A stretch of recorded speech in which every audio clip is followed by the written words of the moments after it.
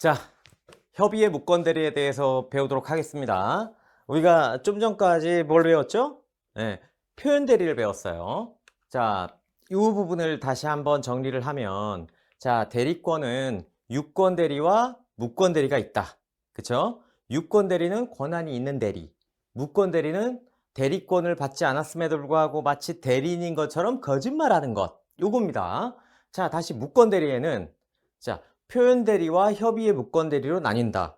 표현대리는 실제로는 대리권이 없어요. 하지만 마치 이 사람이 대리권이 있는 것 같은 외관을 만들 때 본인이 책임이 있어서 본인한테 책임을 묻는 제도, 요게 표현대리 제도였습니다. 요 협의의 무권대리는 본인한테 책임을 물을 수 있는 게 하나도 없어요. 그냥 한마디로 생 거짓말을 한 겁니다. 무권대리인이. 대리권이 없음에도 불구하고 마치 대리권이 있는 것처럼 내가 누구 대리인이요? 이렇게 거짓말을 하는 거죠. 그쵸? 이게 형사적으로는 상대방한테 사기가 될 수 있습니다. 범죄가 된다 이런 얘기죠. 자, 협의 무권대리. 무권대리 중에 표현대리의 요건을 갖추지 못한 것은 모두 협의의 무권대리다. 이렇게 되는 거죠. 무권대리는 가장 기본적으로 어디에서 많이 발생하겠어요? 계약이겠죠. 그래서 계약의 무권대리가 이렇게 나오는 겁니다. 자, 이 생각해보면, 자, 갑이라는 사람이 있어요. 이거 본인이라고 볼게요. 본인이 있고, 자, 을이라는 사람이 있는데, 요게 무권대리인이라고 볼게요. 무권대리인. 제일 많이 예를 드는 게 이게 이제 갑의 아들이라고 생각해 보자고요. 갑의 아들인데 이 아들이 아버지한테 아버지 내가 사업을 하는데 지금 여러 번 말아먹었지만 요번만큼은 진짜 기회다. 그러니까 내가 지금 고비인데 아버지가 아버지 집을 좀 이렇게 팔아가지고 나한테 사업자금 좀 대주세요 이렇게 얘기했더니 아버지가 야 이놈아 네가 예전에 가져간 돈이 얼마고 지금 덜렁 집 한 채 남아있는데 이것까지 팔아먹겠다고 못한다 내 눈에 흙이 들어갈 때까지는 못해 뭐 이러는 거죠. 그러니까 아들이 이 못된 아들이 요 아버지의 이제 문서를 싹 가져다가 그죠? 아버지의 인감도장이니 뭐니 다 가져다가 위임장을 하나 이렇게 박아가지고 자기가 마치 대리인인 것처럼 요 상대방을 만나가지고 이렇게 계약을 체결합니다. 내가 아버지의 아들이고 대리인으로서 지금 나왔다. 아버지가 연로하셔가지고 요 집을 팔고자 하시는데 그래서 시골로 낙향하셔갖고 이렇게 농사짓고 뭐 이렇게 나머지는 용돈 쓰시려고 하는데 아버지가 못 나오셔서 내가 나왔다. 자 여기 위임장 있고 여기 인감증명서 있고 여기 뭐 다 있다. 네가 살아. 뭐 이런 얘기죠. 그래서 팔아먹었어요. 그러고서 이 사람은 돈을 싹 줬는데 요 사람이 나중에 이렇게 보니까 아버지가 길길이 날뛰는 겁니다. 내가 언제 너한테 대리권을 줬냐 이놈아. 병원한테는 전화해가지고 아저씨 당신 나한테 연락도 안 해보고 말이지 이렇게 뭐 할 수 있어? 아니 위임장 같은 거 다 받았는데 뭔 소리예요? 그리고 나는 아버지라고 해서 전화통화까지 했는데 그러니까 내가 전화 받은 사실이 없는데 알고 보니까 아들이 연기 배우를 하나 섭외한 거죠. 아버지 대역으로. 뭐 이렇게 했다고 봅시다. 그러면 기본적으로 이 병은 을한테 사기죄로 고소할 수는 있겠죠. 그쵸? 재산상 손해를 입었다면 그쵸?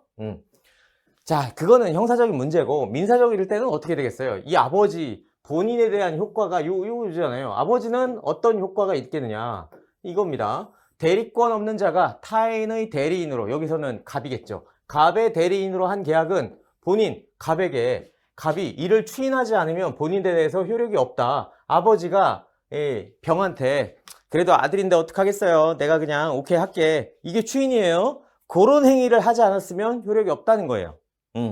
그러니까 효력이 없다는 건 병은 갑한테 등기 내놓으라고 요구하지 못한다 이 뜻입니다. 그렇죠? 만일에 추인, 아버지가 추인을 하거나 또는 추인의 거절 뭐 이런 의사표시는 누구한테 해야 돼요? 상대방한테 하는 겁니다. 상대방한테. 아들한테 내가 너한테 네 행위가 괘씸하긴 하지만 내가 추인하겠다 이렇게 백날 얘기해봐야 상대방이 알지 못하면 대항하지 못합니다. 상대방한테. 물론 상대방이 그걸 알면은 뭐 대항할 수 있겠죠. 그렇죠? 만일에 추인을 했다. 아버지가 추인을 했다. 그러면 계약 시에 소급해서 그냥 효력이 있다 이겁니다. 그러니까 처음부터 유권 내리는 것처럼 봐주겠다. 뭐 이런 얘기예요. 자, 원칙적으로 아버지한테는 아무런 책임이 없어요. 원칙적으로 본인에 대해서 아무런 효력이 발생하지 않는다 이거예요. 무효다 이겁니다. 본인한테는. 다만 나중에 추인할 수 있어요. 그러면 소급해서 유효가 될 수 있다. 그래서 이거를 유동적 무효라고 부른다 이거죠. 유동적 무효. 그러니까 무권대리행위는 본인에 대해서 무효다. 근데 나중에 추인하면 소급해서 유효가 될 수 있다. 그러니까 유동적 무효다. 그쵸? 자, 본인이 추인할 수 있다 그랬어요. 추인. 추인은 밀추자에 인정할 인자하거든요.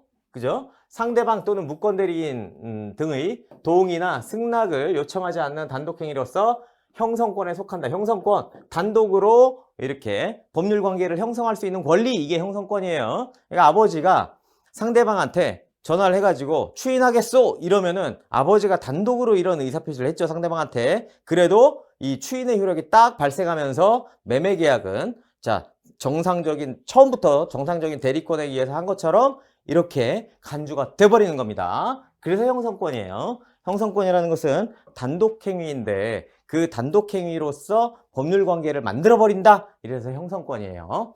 자, 추인의 상대방은 누구냐? 당연히 상대방이죠. 그죠? 직접 상대방한테 해야 돼요. 직접 상대방. 이 사람한테, 지금 병한테 전화를 해야지 아들한테만 추인했다고 해서 상대방이 모르면 소용이 없다 이 뜻입니다. 그러니까 직접 상대방한테 해야 돼요. 근데 무권대리인에 대해서 할 수도 있어요. 하지만 무권대리인한테 하려면 어떻게 해야 돼요? 무권대리인에 대한 추인은 상대방이 그 사실을 알아야 됩니다. 상대방한테 통지를 해주든 편지를 보내든 어떻게든 알려줘야 돼요. 그래야 추인의 효력이 발생하고, 만일에 그거를 상대방이 몰랐다 그러면 상대방한테 주장하지 못해요. 추인의 효력을. 자, 그러니까 추인의 효력이 발생하기 전이라면 무권대리의 상대방은 철회해버릴 수 있어요. 자, 그리고 추인을 아버지가 하더라도 일부 추인만 하거나 아니면 뭐 야 아들이 집을 판 거 좋아 내가 인정할게 추인이에요. 근데 당신이 1억에 사기로 했잖아. 나 1억에는 못 팔아.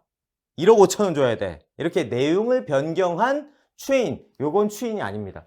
일부에 대해서 추인을 하거나 내용을 변경해서 추인했을 경우 이거는 추인이 아니에요. 상대방이 동의를 하면 뭐 상관없겠지만 동의를 하지 않았다? 그러면 무효입니다. 그 추인이 무효라는 뜻이에요. 그럼 추인이 없는 거나 마찬가지겠죠?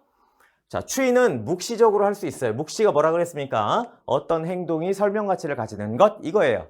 그러니까 아버지가 상대방한테 전화해가지고 명시적으로 추인하겠소 이렇게 얘기하는 게 제일 일반적이긴 한데 그렇게 안 하고 상대방한테 전화해서 저 이번 달 10일이 그 잔금 날짜던데 그거 그 10일 날 정상적으로 보내주시오. 그러면 나도 등기서류 주겠소. 이렇게 얘기를 했다. 그러면 이 무권대리 행위를 어쨌든 인정하니까 그런 얘기를 했겠죠. 그게 묵시적 추인입니다. 추인하겠다 이런 명시적인 단어는 없지만 어떤 다른 행위를 통해서 이 추인의 의사가 들어있는 것, 이게 묵시적이에요. 자, 본인이 적극적인 행위, 상대방한테 전화해서 등기를 넘겨주겠다, 뭐 돈을 달라, 뭐 이런 식으로 하는 것, 이런 적극적인 행위가 있어야 되지 단순히 방치한 것만으로는 추인이라고 볼 수 없습니다. 자, 이렇게 추인이 있다? 그러면 어때요? 무권대리 행위는 소급해서 계약 시부터 유효한 게 돼요. 그래서 추인에는 소급표가 있습니다. 소급표가 있어요. 다만 이렇게 소급표가 있는 것들은 항상 문제가 뭐가 생겨요? 제3자의 문제가 생깁니다. 제3자의 문제. 이럴 때 제3자의 권리는 해하지 못한다. 그죠? 다만 요 특약으로 소급표는 제한할 수 있어요. 당사자. 이게 뭐 강행 규정은 아니기 때문에 소급표가 제3자의 권리 해하지 못하고 자 소급표는 당사자끼리 제한할 수도 있고요.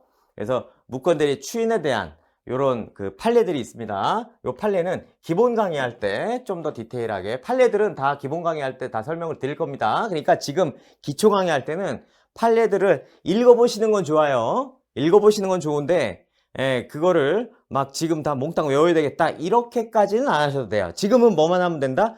기본적인 내용 있죠. 의미, 얼개, 뼈대 이거를 세우는 게 제일 중요합니다. 공부는 기본적인 뼈대부터 잘 서 있어야 그 다음에 가지를 뻗어나가도 이게 복잡하지 않고 쉽게 시험장에서 골라낼 수가 있습니다. 중구난방으로 이파리들만 잔뜩 수집한다고 해서 효율적인 공부가 되는 게 아닙니다. 그러니까 여러분들이 뼈대를 잘 세우시기 바래요. 뼈대. 지금 이 대리권에서 뼈대는 뭐겠어요? 대리권이 있다. 유권대리, 무권대리. 자, 무권대리는 다시 표현대리, 협의 무권대리. 표현대리는 125, 126, 129. 이게 뼈대입니다. 거기에 내용은 여러분들이 채워나가시면 돼요. 요런 뼈대를 암기하지 않은 상태에서 각종 그 내용들만 파편적으로 외우는 것은 머리를 복잡하게 할 뿐 기억은 안 나게 되겠습니다. 자, 이렇게 본인의 추인권이 있지만 본인의 추인 거절권도 있어요. 상대방한테 전화해서 아예 나는 절대로 추인하지 않겠다 이렇게 얘기하는 거죠. 그죠? 추인을 거절할 수 있다. 추인 거절의 상대방은 당연히 이 대리행위, 이 무권 대리행위 상대방한테 전화해가지고 우리 아들놈이 가서 뭐 이런 모양인데 나는 도저히 인정 못하오 뭐 이렇게 얘기하는 겁니다. 이렇게 되면 어때요? 무권 대리행위는 본인한테 효력이 없는 걸로 그냥 확정이에요. 자, 무권 대리와 상속. 자, 이럴 수 있죠. 아들이 하나야. 그러니까 아버지의 집을 이 아들이 아까 말씀드린 것처럼 무권대리 행위로 팔아먹었어요. 근데 아버지가 돌아가시고 상속인은 얘밖에 없어. 이럴 때. 그쵸? 또는 반대일 수도 있어요. 무권대리인 아들이 있는데 아들이 죽었어. 상속을 아버지가 받아요. 다른 상속인 없어. 이럴 때 있겠죠. 무권대리인이 죽고 본인이 상속할 때. 예. 또 하나는 자, 본인이 죽고 무권대리인이 상속할 때 이 두 가지로 나눠서 봐야 된다 이런 얘기입니다. 자, 대리권한 없는 타인의 부동산을 매도한 자가 그 부동산을 상속했다. 그러면 이 사람은 어때요? 무권 대리인과 동시에 아버지로부터 소유자의 지위까지 갖고 왔죠. 그죠? 무권 대리인과 동시에 본인의 지위까지 한 몸에 다 들어와 있는 겁니다. 자, 이럴 때 본인의 입장에서 그죠? 본인의 지위도 자기가 받았으니까. 그러니까 무권 대리 행위를 추인 거절한다. 되겠어요? 안 된다 이겁니다. 그건 신의칙상. 자신의 대리행위가 무권 대리로서 무효임을 주장해서 등기말소를 구하는 것은 신의칙상 허용될 수 없다 이겁니다. 나쁜 놈이지, 그죠? 지가 무권 대리행위 했어. 그래놓고 아버지로부터 상속을 받았어.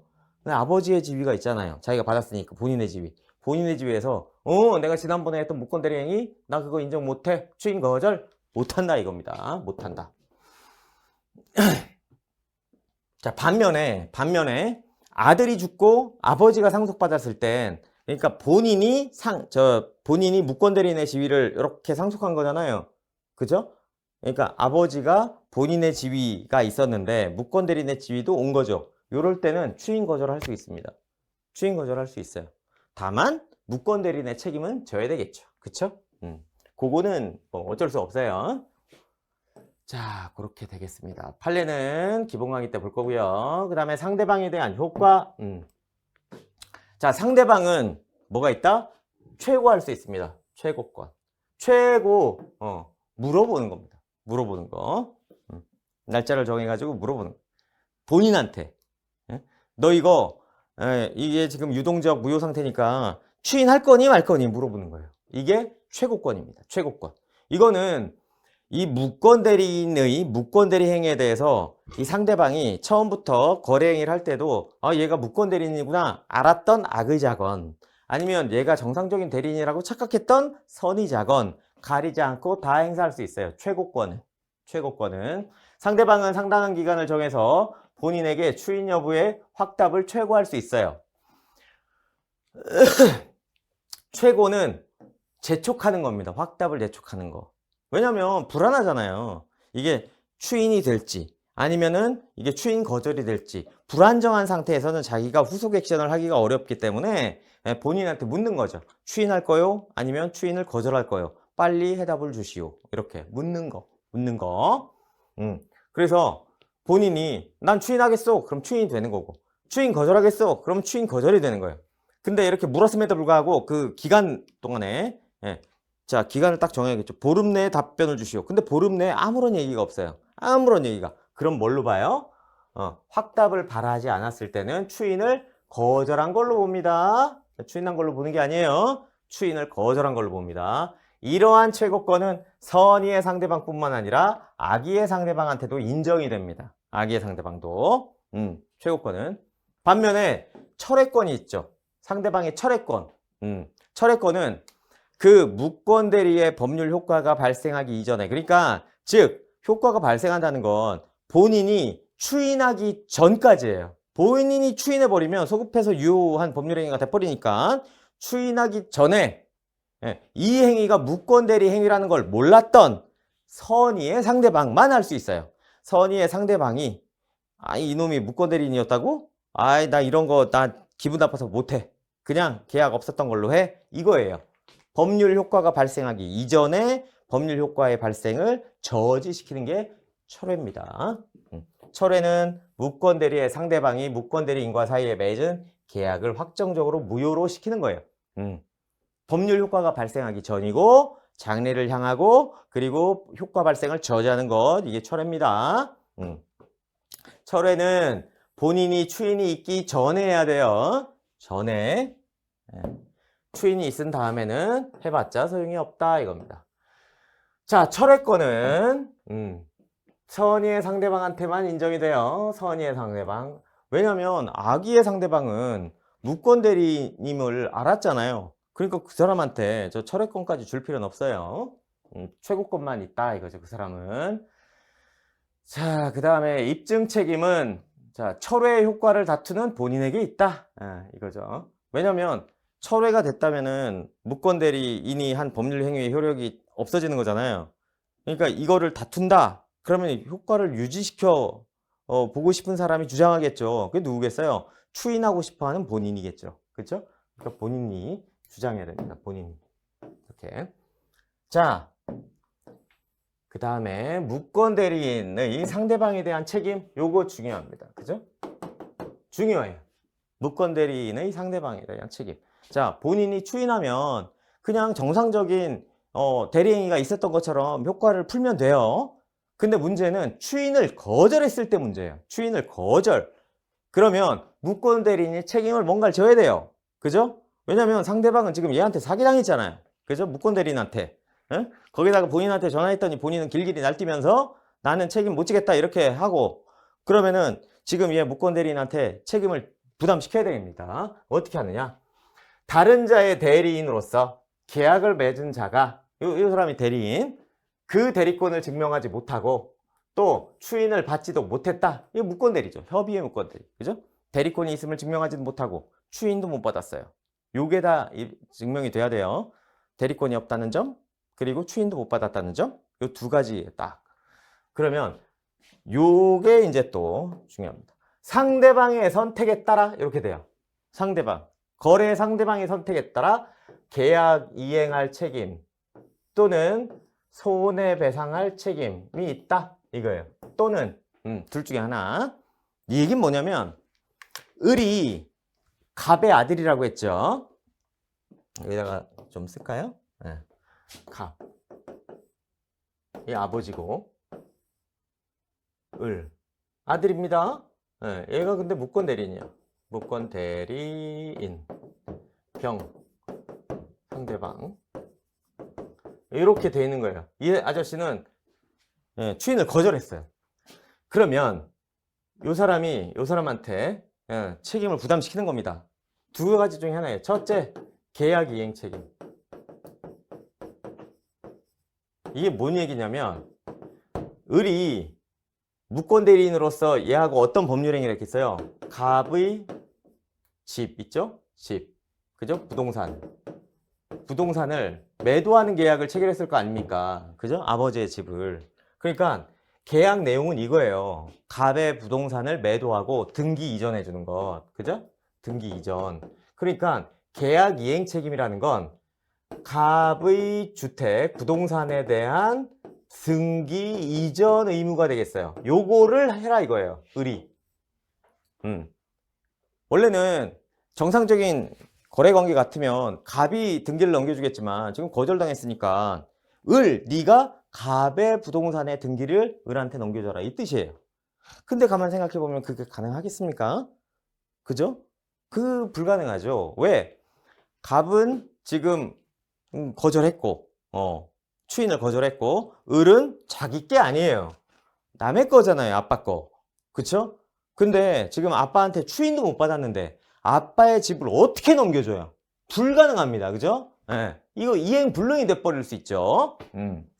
계약을 이행할 책임 또는 이게 이행 불능이 될 테니까 어떻게 돼요? 손해배상 책임, 그에 가름하는 손해배상 책임을 부담하면 되겠습니다. 이렇게 되는 거죠. 자, 대리인으로서 계약을 맺은 자에게 대리권이 없다는 사실을 상대방이 알았거나 알 수 있었을 때 악의나 과실이 있다 이거죠. 또는 대리인으로서 계약을 맺은 사람이 제한 능력자일 때 제1항을 적용하지 않는다. 무권 대리인의 책임은 적용 안 되는 경우가 있는데 뭐예요, 그게? 상대방이 악의자였다 이거지. 무권 대리인을 알았다. 그러면은 야, 너도 도찐게 찐이지. 또 알았잖아, 무권 대리인인 거. 그죠? 그럴 때는 135조 1항 적용 안 하겠다. 또 하나는 제한 능력자야. 예, 무권 대리인이. 무권 대리인이 제한 능력자면 얘를 좀 보호하는 게 우리 민법의 취지니까 고도의 책임을 추궁하지 못한다 이 뜻입니다. 악의자였거나 제한 능력자였거나 무권 대리인이 그럴 때 책임을 부담시킬 수 없다 이 뜻이죠. 자, 대리인이 대리권을 증명할 수 없어야 한다. 무권 대리인. 자, 그러면 만일에 무권 대리인이 이 이행 책임이나 손해배상 책임 면하려면 자기가 대리권이 있으면 증명해야 되겠고, 본인의 추인이 없어야 되겠고, 그렇죠? 상대방이 아직 철회권을 행사하지 않아야 되겠고, 그죠? 상대방은 서원이 무과시여야 되겠고, 그죠? 요거 만일에 서원이 무과시 아니다 그러면 135조 1항 책임을 이 무권 대리인한테 묻지 못해요. 그죠? 135조 2항에 그렇게 써 있죠? 그리고 무권 대리인이 행위 능력자여야 한다. 왜? 135조 2항 후문에 보면 뭐라고 써 있어요? 딱. 그죠? 제한 능력자한테는 저런 책임 못 묻는다 이렇게 돼 있으니까 행위 능력자여야 한다. 그리고 이거는 무권 대리인이 과실이 있든 과실이 없든 상관없이 책임을 부담시키는 법정 책임이니까 무과실 책임이라고 불러요. 그 뜻입니다. 뭐 과실이 있다. 아니 무권 대리인이 잘못 없는데 책임을 져라. 이런 뜻이 아니라 자, 이런 조건이 완성이 되면 무권 대리인은 무조건 책임지는 거야. 이렇게 법에 적혀 있기 때문에 법정 책임이어서 과실 여부를 따지지 않겠다 이겁니다. 그런 얘기. 책임의 내용은 상대방의 선택에 따라 선택 채권이 되는 거죠.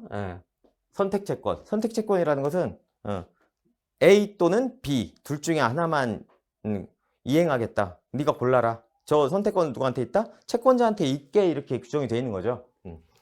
이행 책임 또는 손해배상 책임 이렇게 되는 거죠. 만일에 이행 책임이 안 돼가지고 손해배상 책임을 묻게 됐다. 그러면 이행이익배상을 인정하는 겁니다. 이행이익배상. 이행이익배상이라는 건 계약이 유효하게 이행이 됐다. 이행이 끝났다면 상대방이 얻을 수 있는 이익이에요. 그게 이행이익입니다. 그러니까 이행이익은 이행이익하고 비교해야 될 게 실뢰이익이라는 게 있어요. 실뢰이익이라는 건 계약이 유효하게 성립되었다고 믿은데 들어간 손해가 있겠죠. 실제로는 유효하게 성립이 안 됐어요. 근데 유효하게 성립됐을 거라고 생각하고 들어간 비용. 요거를 실뢰손해라고 부르고 요 배상을 실뢰이익배상 이런 식으로 불러요. 자, 요거는 계약이 유효하게 성립됐다고 믿은 데에 대한 손해. 자, 성립한 것뿐만 아니라 이행이 끝났다면 이행이 끝났을 때 얻을 이익을 얻지 못했기 때문에 받은 손해가 있겠죠. 이거를 이행이익손해, 이행이익배상 이렇게 불러요. 지금 무권 대리인이 책임져야 되는 건 이행이익배상이 되는 겁니다. 이행이익배상. 자, 요거고. 그 다음에 단독행위의 무권 대리. 자, 상대방 없는 단독행위를 엉뚱한 놈이 대리행위를 했다. 그러면 그 효력을 주면 되겠습니까? 안 되겠죠. 그래서 언제나 무효입니다. 상대방 없는 단독행위는 대리에 친하지 않아요. 그러니까 그냥 무효입니다. 무효. 상대방 없는 단독행위는 그냥 본인이 해야 돼요. 무권 대리인이 못해. 그죠? 상대방이 있는 단독행위. 상대방이 있는 단독행위. 자, 단독행위는 그 행위 당시에 상대방이 대리라 칭하는 자의 대리권 없는 행위에 동의하거나 대리권을 다투지 아니한 때 하나요? 이 무권대리 규정을 적용할 수 있다, 준용할 수 있다 이렇게 되는 거죠. 자, 무권대리에 의한 상대방이 있는 단독행위도 원칙적으로 무효다. 하지만 예외적으로 몇몇 경우는 인정해 주는 경우가 있다. 뭐 별로 중요하지 않습니다. 처음부터 그냥 이렇게 길게 쓸 필요가 없는 부분이에요. 이건 가끔 몇 년에 한번 시험에 날까 말까 하는 파트인데,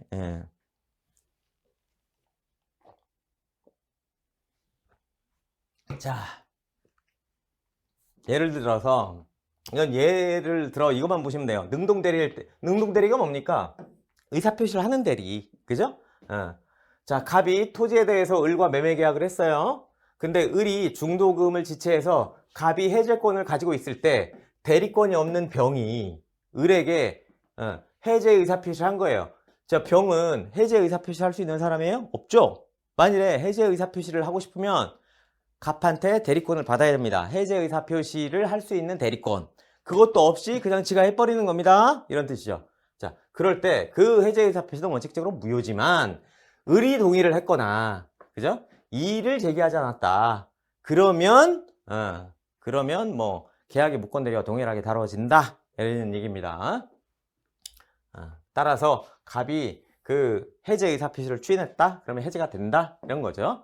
수동대리 별로 중요하지 않다고 말씀드렸어요. 예를 들어 수동대리는 의사표시 받는 거잖아요. 갑의 토지에 대해서 을과 매매 계약을 하고 을은 매매 대금을 전부 지급했지만 갑이 소유권 이전 등기를 지체해서 을이 해제권을 가지고 있을 때 지금은 매수인이 해제권을 갖고 있는 겁니다. 을이 대리권 없는 병에게 해제 의사표시 해버린 거예요. 엉뚱한 놈한테, 그죠? 엉뚱한 사람한테 갑은 여기 있는데 엉뚱한 사람한테 이거 해제 이렇게 얘기해버린 거죠. 그죠? 그럴 때 원칙적으로 해제 효력이 생기겠습니까? 안 생기지. 그죠? 그런데 병이 동의를 했다. 그러면 똑같다. 그래서 갑이 해제 오케이 뭐 해제 의사표시 얘가 들었다고 알았어 해제했다고 칠게. 그러면은 그냥 된다 이런 뜻입니다. 별 내용은 아니죠. 중요하지 않아요. 자, 이렇게가 우리가 대리에 대해서 본 거고요. 그 다음이 법률행위의 무효와 취소입니다. 법률행위의 무효와 취소. 요 법률행위의 무효와 취소는 전체 우리 민법 총칙에서 차지하는 비중은 한 10% 정도 될 겁니다. 그러니까 우리 민법 총칙에서 차지하는 범위에서 대부분은 대리, 금방 배웠던 대리와 그리고 앞부분에 있었던 법률행위예요. 법률행위. 법률행위가 원탑이고 그 다음이 대리예요. 나머지는 다 자잘자잘 합니다. 그러니까 이것도 뭐 자잘한 편에 속하는 거죠. 이게 무효와 취소가 왜 있냐면 우리가 앞부분에 반사회 질서 위반 그리고 불공정한 법률행위 뭐 이거에도 이제 무효가 있었죠. 또 강행법규 위반 이것도 무효가 있고 또 취소도 많이 있었어요. 그죠? 미성년자 행위는 취소할 수 있다. 그쵸? 또 사기에 의한 의사표시는 취소할 수 있다. 이렇게 파편적으로 무효와 취소되는 규정들이 막 있는데 지금 요 편은 뭐냐면 무효와 취소가 막 파편적으로 개별적으로 있는 것들을 한 군데 끌어모아서 그 무효는 어떤 효과가 있고 취소는 어떤 효과가 있고 요거를 분별해서 딱 이렇게 모아둔 겁니다. 무효와 취소를 모아둔 거예요. 효과만 모아둔 겁니다. 발생 원인은 앞부분에 다 있었고, 그죠? 그리고 개별법에 쭉 있는 거고, 그 효과, 무효가 되면 기본적으로 이런 효과가 생긴다. 취소가 되면 기본적으로 이런 효과가 생긴다. 그런 효과들을 교집합들만 모아놓은 겁니다. 그렇게 생각하시면 돼요. 발생 원인은 개별법에 다 있는 거고. 자, 법률행위의 무효란, 무효란, 법률행위가 성립할 당시부터 법률상 당연히 그냥 효력을 발생하지 않는 것이에요. 무효. 우리가 여기 보면은 자 법률행위의 성립 요건 이게 있죠. 그게 성립 요건 뭐 이런 것들이 있다 그러면 존재 우리가 부존재 이런 것 들어봤죠? 존재와 부존재 딱 있고 그 다음에 존재에서는 다시 유효 무효 이렇게 돼요. 유효는 그냥 처음부터 최초부터 유효인 그죠? 게 있고 취소할 수 있는 법률행위도 유효에 들어가요. 취소할 수 있다는 거지 무조건 취소는 아니잖아요. 그러니까 취소할 수 있는 법률행위는 기본적으로 일단 유효입니다. 일단 유효. 그래서 취소 안 하면 그냥 쭉 유효해요. 그러니까 기본적인 카테고리는 취소할 수 있는 법률행위도 유효에 들어갑니다. 유효에 들어가요. 무효는 처음부터 효력을 발생 안 해요. 처음부터. 하지만 법률행위가 존재하는 것처럼 보이긴 해. 이런 얘기예요. 존재하는 것처럼 보이긴 해요. 존재하기 위해서는 뭐예요? 법률행위 성립 요건이 기본적인 얼개는 갖고 있어야 된다 이거죠. 당사자 목적 의사표시 이렇게. 만일에 법률행위의 성립 요건조차가 없다. 그러면 그걸 부존재라고 표현합니다. 당사자 목적 의사표시 중에 하나라도 없다. 그러면 그거는 법률행위의 부존재예요. 무효가 아니라. 예를 들자면 자, 내가 아파트를 팔고 싶어 해. 상대방은 사고 싶어 한대요. 근데 딱 자리에 앉았습니다. 자, 매도인, 매수인, 당사자 있죠. 그렇죠? 목적 있습니다. 뭐예요? 부동산 매매 계약. 이거예요. 목적. 그것 때문에 이 자리에 앉았어요. 그럼 뭘 해야 돼요? 의사표시. 여기 있어야 됩니다. 근데 둘이 텔레파시로 대화를 해. 텔레파시로. 둘은 텔레파시로 대화를 했대. 예. 말을 통했대. 예. 그거는 뭐가 없다? 의사표시가 없다. 그러니까 그거는 법률행위의 부존재가 되는 겁니다. 부존재. 예. 법률행위의 부존재가 되는 거예요. 그런 것들은. 그러니까 제가 설명드릴 때 그런 것도 있었잖아요. 내가 매도인인데 상대방이 매수인이에요. 근데 상대방이 개야.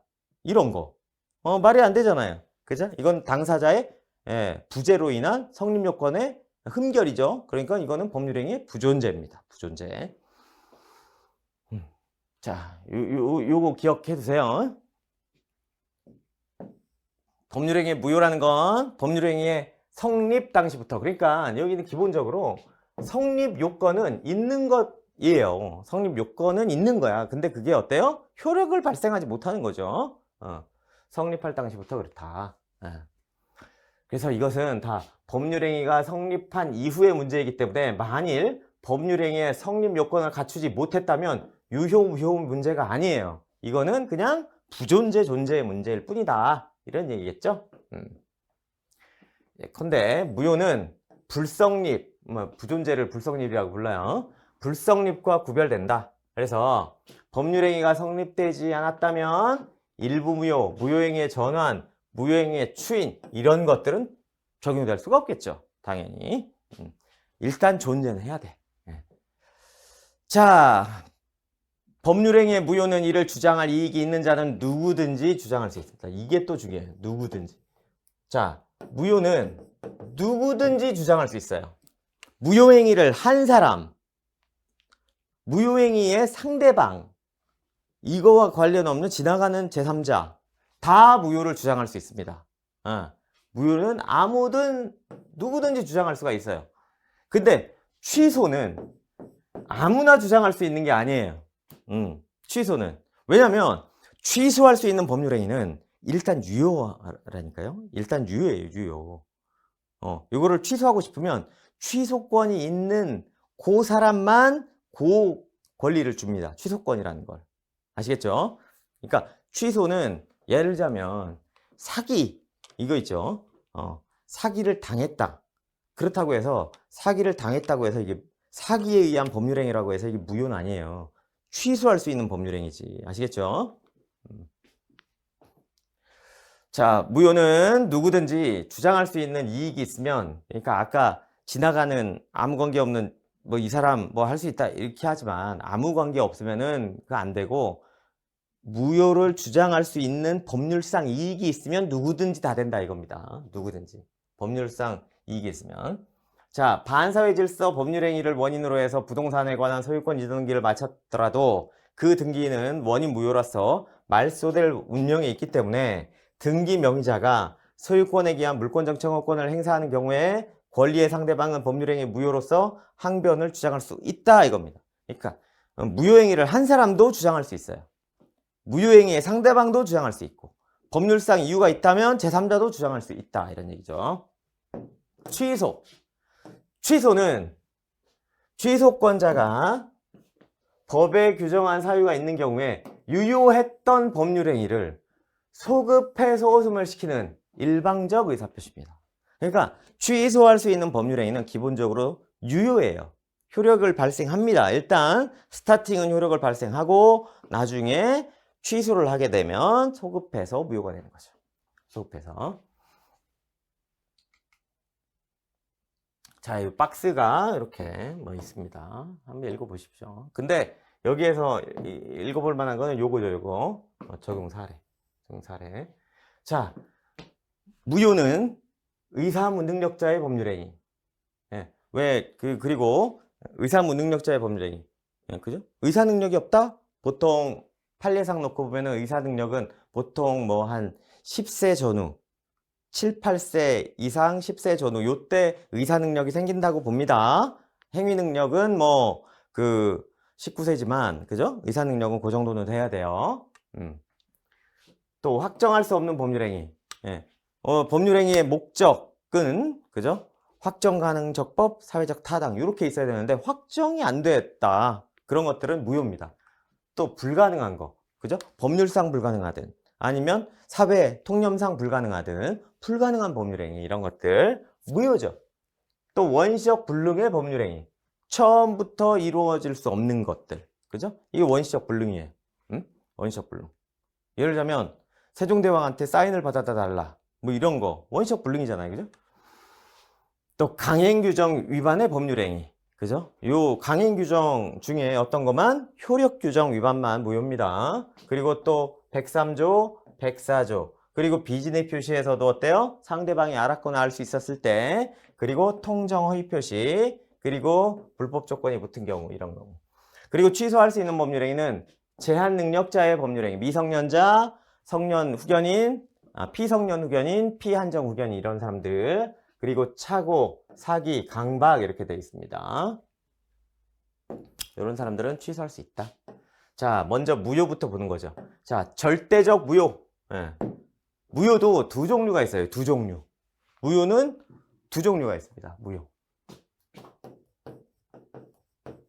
이 무효는 처음부터 효력을 발생 안 한다. 이거는 절대적 무효건 상대적 무효건 똑같은데 요게 무효의 적용 범위가 좀 달라져요. 뭐냐면 절대적 무효는 누구든지 누구에게든 무효를 줘. 너무 이거는 하자가 커서 도저히 이거는 개선의 정이 없는 것들이 있어요. 103조 위반 같은 거, 104조 위반, 예? 이런 것들 있죠. 이런 것들은 절대적 무효예요. 절대적 무효. 사람을 죽여달라고 청탁하면서 용역비로 뭐 1,000만 원을 준다. 이런 거 반사회 질서 법률행위잖아요. 이거는 용역비 사람을 죽였다고 해서 1,000만 원 줄 필요 있습니까? 없어요. 그런 용역계약은 무효이기 때문에 이거는 절대적 무효예요. 절대적 무효. 상대적 무효는 비진의 표시 있죠? 비진의 표시에서 상대방이 알았거나 알 수 있었을 때, 그리고 통정의 표시 이런 것들이에요. 이것도 무효이긴 무효인데 이거하고는 색깔이 좀 다르죠. 그죠? 이거는 뭔가 도저히 용납이 안 되는 케이스. 근데 이것들은 어때요? 입법 정책에 따라서는 달리 표현할 수도 있습니다. 솔직히 통정허위 표시 이거를 무효로 규정 안 하고 취소로 하거나 뭐 이래도 세상이 두 쪽 나는 건 아니잖아요. 그죠? 그런 겁니다. 무효로 규정되어 있는데 색깔이 달라요. 색깔이. 그래서 이렇게 절대적 무효와 상대적 무효는 색깔이 다르다. 이렇게 생각하시면 돼요. 절대적 무효는 법률행위의 당사자뿐만 아니라 제3자에 대한 관계에서도 무효를 주장할 수 있다. 이거죠? 제3자에 대한 관계에서도. 의사 무능력자의 법률행위, 원시적 불능의 법률행위, 그리고 강행법 규정의 효력규정 위반의 법률행위, 그리고 반사회 질서 법률행위, 불공정한 법률행위 이런 것들이죠. 반면에 상대적 무효는 비진의 표시에서 상대방이 알았거나 알 수 있었을 때, 그리고 통정허위 표시. 이거는 당사자 사이에서는 무효예요. 하지만 선의의 제3자에겐 당할 수 없죠. 그렇죠? 요거 있죠. 절대적 무효는 선의의 제3자에게도 무효임을 주장할 수 있어요. 그러니까 선의의 제3자 보호 안 해줍니다. 그렇죠? 선의의 제3자 보호 안 해줘요. 하지만 상대적 무효는 서언이 제3자 보호해 줍니다. 자, 이렇게 알고 계시면 되고, 그 다음에 당연 무효와 재판상 무효, 전부 무효, 일부 무효 있는데 별로 중요한 내용들은 아니에요. 그러니까 이거는 의미 정도만 아시면 돼요. 당연 무효는 확인받지 않아도 그냥 무효라 이 뜻이에요. 재판상 무효는 법원에 의해서 확인받아야만 무효의 효과가 생긴다 이 뜻입니다. 간단하죠? 무효로 하기 위해서 특별한 절차 필요 없는 게 당연 무효고, 재판상 무효는 무효로 확인받아야만 무효가 되는 거. 그죠? 제3자에게 중대한 영향을 미칠 수 있어서 무효의 선고를 기다려서 비로소 효력이 부인되는 무효. 이게 재판상 무효입니다. 요거예요. 요거만 알고 있으면 돼요. 회사 설립 무효. 우리 시험과는 관계없습니다. 그냥 이런 게 있구나만 알면 돼요. 전부 무효. 전부 무효는 그야말로 법률행위 전체가 싹 다 무효가 되는 거고, 일부 무효는 법률행위가 이만큼인데 요만큼만 무효 사유가 있어요. 그럼 요 부분은 무효가 되고 나머지는 유효화시키는 요겁니다. 이것도 뭐 별로 중요하지 않아요. 근데 여기에서 중요한 건 요거 정도 기억해 줄 필요가 있어요. 일부 무효의 경우에 전부 무효가 원칙이다. 법률행위의 일부에만 무효 사유가 있으면 일단 통째로 다 날리는 게 원칙이다 이거죠. 새로 해라 법률행위를. 일부 무효의 사유가 있을 땐 다 무효로 시키고 새로 해라, 새로. 그죠? 다만 그 부분이 없더라도 법률행위를 했을 것이라고 인정될 때, 그런 추정적 의사가 있을 때 나머지를 가지고 유효화시킬 수 있다. 이렇게 보시면 되겠습니다. 그리고 확정적 무효와 유동적 무효가 있어요. 확정적 무효와 유동적 무효. 자, 확정적 무효는 법률행위의 효력이 발생하지 않는다는 것이 그냥 예전에 법률행위 성립할 당시부터 그냥 처음부터 확정이야. 바꿀 수가 없어. 이게 확정적 무효. 대부분의 무효는 확정적 무효가 되겠습니다. 대부분의 무효는 확정적 무효가 된다. 자, 유동적 무효가 있어요. 유동적 무효. 자, 유동적 무효는 법률행위가 행위 시에는 무효예요. 무효. 그러니까 이게 이런 거죠. 자, 이게 시계열로 보는 겁니다. 시간의 흐름. 자, 요때 법률행위랍니다. 법률행위.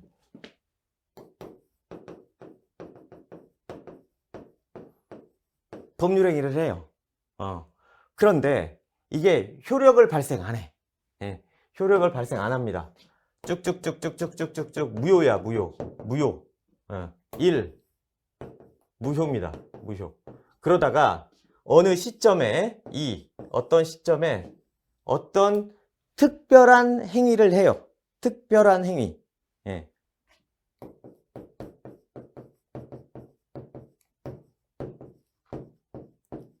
특별한 행위를 합니다. 그렇게 되면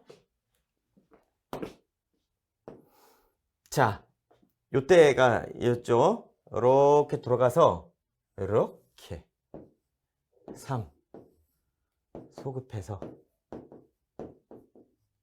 유효가 됩니다. 요게 뭐라고 부른다?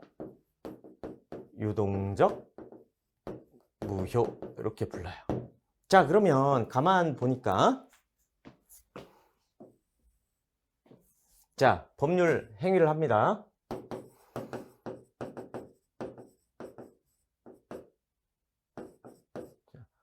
쭉 유효야. 유효. 1. 유효. 이때 특별한 행위를 해요.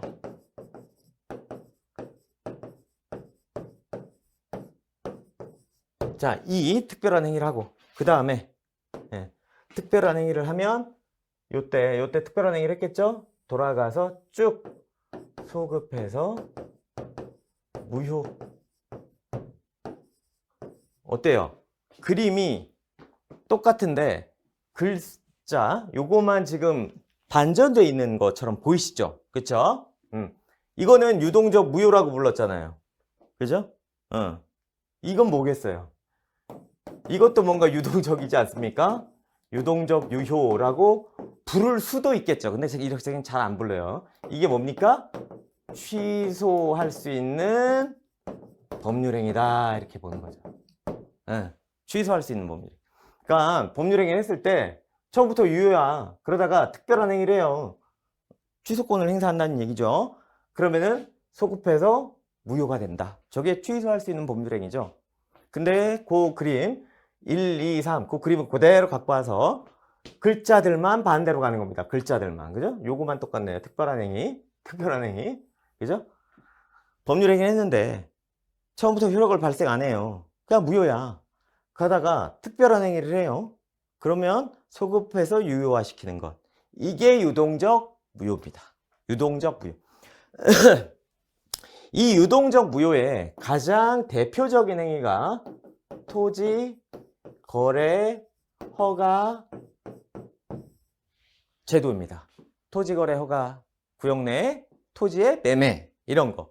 그 얘기는 토지, 거래, 허가, 구역 내 토지를 매매했어요. 허가를 받지 않은 상태에서 법률행위 합니다. 매매계약을. 그럼 그 매매계약은 무효입니다. 매매계약에 따른 어떤 청구도 못하고 어떤 이행도 할 필요 없어요. 그러다가 요때 특별한 행위를 해요. 토지거래 허가를 받습니다. 그러면 요 받은 시점으로부터 쭉 소급을 해요. 언제까지? 법률행위 시까지. 소급해서 요때 정상적으로 이렇게 효력이 있었던 것처럼 소급해서 유효화시킨다. 요게 유동적 무효의 법리가 되겠습니다. 이거는 한 20 몇 년 전에 제가 대학 다닐 때 거의 30년 가까이 됐어요. 그때 대학 다닐 때 이제 유동적 무효 저게 굉장히 핫했던 법률 이론이기도 했습니다. 90년대 초에는. 근데 뭐 지금은 뭐 핫하진 않고 중요하긴 합니다. 자, 그래서 여기 그런 얘기가 써 있는 거죠. 토지거래 허가 구역 내의 법률관계 이렇게 되는 거죠. 그래서 허가 구역 내의 토지에 대해서 허가를 받기 전이에요. 체결한 매매계약은 허가를 받을 것을 전제로 한 계약일 경우에는 허가를 받을 때까지는 무효다 이겁니다. 허가 안 받으면 무효예요. 일단 허가를 받으면 그 계약은 소급해서 유효한 계약이 되고 이와 달리 불허가가 된 때에는 그냥 무효로 확정이다 이겁니다. 그래서 허가를 받을 때까지 유동적 무효 상태에 있다 이렇게 표현을 해요. 자, 이 토지거래 허가구역 내의 법률관계 요게 이제 판례인데 판례에서 시험 나요. 판례에서 시험이 나는데 요것도 우리가 기본 강의할 때 뭐 자세히 다루기로 하고 일단 토지거래 허가구역 내의 토지에서는 저 매매계약 채권계약이 무효예요. 무효. 우리가 매매계약을 하면 일반적인 매매계약에선 내가 매매계약을 하면 뭐 중도금, 잔금 뭐 이렇게 주잖아요. 그죠? 그래서 중도금 날짜에 안 들어오면 야 돈 내놔 이렇게 얘기하고 잔금 날짜가 됐다 그러면은 서로 뭐 지정한 법무사에서 만나가지고 뭐 돈을 받고 등기 넘겨주고 이렇게 해야 되고 만일에 나는 돈 들고 갔는데 상대방이 등기 서류 안 갖고 왔어요. 그럼 내가 이행최고하고 안 하면 계약 해지하고 손해배상 청구하고 이게 일반적이잖아요. 그거 하나도 못합니다. 하나도 못해요. 토지거래거약 내 법률관계에서 기본적으로 토지거래 허가를 받기 전까지는 무효이기 때문에 뭔가 계약상 청구를 못해요. 거래계약상 법률관계 이거는 매매계약에 대한 거예요. 매매계약 이거는 매매계약 이거는 계약상 이행 청구 못합니다. 야 내가 매수자야 상대방은 매도자야 그러면 매수자는 돈 주고 매도자로부터 등기 받고 이거잖아요. 내가 돈 줄 테니까 등기는 나 여기 청구 못해요. 자세한 건 우리가 요 판례 내용 하나하나는 기본 강의 때 볼 거예요. 그때는 기본 강의 때는 단어 설명 이런 것들은 조금 이렇게 압축해서 하고 판례 이런 거 우리가 스킵했던 거 있죠? 요거를 좀 더 주로 할 겁니다. 그러니까 여러분들 지금은 제가 설명드리는 기본적인 내용들 요것들만 잘 따라가시면 돼요. 근데 토지거래 허가구역 내 토지 매매는 매우 중요하기 때문에 지금 간단하게만 말씀을 드리는 거예요. 자, 그 다음에 자 나는 그 계약서상에 잔금 날짜가 돼가지고 잔금을 들고 법무사한테 갔어요. 근데 상대방은 등기서를 안 줬어. 또는 그럼 얘가 채무 불이행이잖아. 그러면 어때요? 기본적인 채권계약에서는 내가 손해배상 청구하고 할 수 있는데 그거 못합니다. 못해요. 또 내가 계약금을 줬어요. 계약금을 줬어. 근데 얘가 뭐 등기도 안 주고 뭐 이렇게 되는 겁니다. 뭐 야야야야 계약금 반환 안 돼요. 그것도 계약금 반환 안 됩니다. 또 해약금 해제 계약금 준 사람은 그죠? 계약금을 포기하고 계약을 해제하거나 또 계약금을 받은 사람은 계약금 2배로 돌려주고 계약을 해제하거나 할 수 있잖아요. 이게 해약금 해약인데 지금 이 토지거래 허가구역 내에서의 허가 받기 전에는 무효이기 때문에 해약금 해약도 안 됩니다. 왜? 무효인데 뭘 안 되죠. 무효니까 안 돼. 자, 이 무효를 일종의 채무불이행이 있는 사람이 야, 이 계약 무효야 이렇게 주장할 수 있느냐? 할 수 있어요. 무효임을 누구든 주장할 수 있다. 다른 사유에 의한 무효 취소 주장은 요건 가능합니다. 자, 나중에 볼 거예요 또. 자, 지금은 매매 계약에 따른 청구나 이행 의무가 있느냐 없다 이거를 설명드린 거고, 지금 요거는 협력의 요거는 토지거래 허가구역 내 토지를 매매할 땐 토지거래 허가를 받아야 되잖아요. 토지거래 허가를 받으려니까 매수인 매도인 다 가야 되거든 관공서에. 근데 나는 갔는데 얘가 안 와. 이럴 때 야 네가 와야 내가 허가 신청을 받을 거 아니냐. 너 와라. 이건 청구할 수 있을까? 이 얘기예요. 협력 의무라는 건 그겁니다. 그거는 가능하다는 거예요. 같이 손잡고 관공서 가자 이거지. 네가 안 오면 되냐. 와라. 청구할 수 있어요. 안 왔어. 그래가지고 내가 손해를 입었어. 그럼 손해배상 청구할 수 있습니다. 만일에 한 놈이라도 안 오면 손해는 이만큼 해주기로 서로 약정을 한다. 그거에 따라서 돈 달라고 하는 거 가능합니다. 얘가 협력 의무를 불이행하니까 우리 계약 이거 없었던 걸로 하자. 되느냐? 안 돼요. 왜 안 되겠어요? 그 계약은 무효라니까. 그 계약은 무효인 상태예요. 그러니까 협력 의무 불이행으로 인한 본계약의 해제는 당연히 뭐 안 되는 거지. 왜? 해제할 게 어딨어. 무효인 상태인데. 그죠? 그 얘기예요. 자, 그렇게 됩니다. 요 두 개는 뭐 다 좀 심하니까 우리가 기본 강의 때 보도록 하고, 여기에서 기본적으로 하나만 알고 있으면, 자, 불허가 처분이 확정이 됐다. 그러면 그냥 유동적 무효가 아니라 그냥 확정적 무효입니다. 요게 시험에 좀 많이 나죠. 처음부터 매매계약을 체결할 처음부터 아예 토지거래 허가를 잠탈할 목적으로 계약을 했다. 그럴 수 있잖아요. 그러면 유동적 무효가 아니라 그냥 확정적 무효예요. 처음부터. 요거는 지문에 어떻게 나오냐면 처음부터 잠탈할 목적 이렇게 나옵니다. 그럴 때는 유동적 무효가 아니라 처음부터 그냥 확정적 무효다 이렇게 푸시면 돼요. 아시겠죠? 자, 그렇게 되겠습니다. 나머지는 넘어가고요. 뭐 확정적 유효가 되는 경우, 확정적 허가구역이었다가 허가구역에서 지정 해제가 됐다. 그러면 더 이상 토지거래 허가를 받을 이유가 없죠. 그러면은 해제된 시점부터 그냥 유효가 되는 거고요. 그죠? 또 허가를 받으면 그냥 유효가 되는 거예요. 토지거래 허가를 받으면. 그렇죠? 요거 박스도 나중에 보도록 하고요. 자, 그 다음에 일부 무효가 있습니다. 일부 무효. 일부 무효는 잠깐 쉬었다가 보도록 하겠습니다.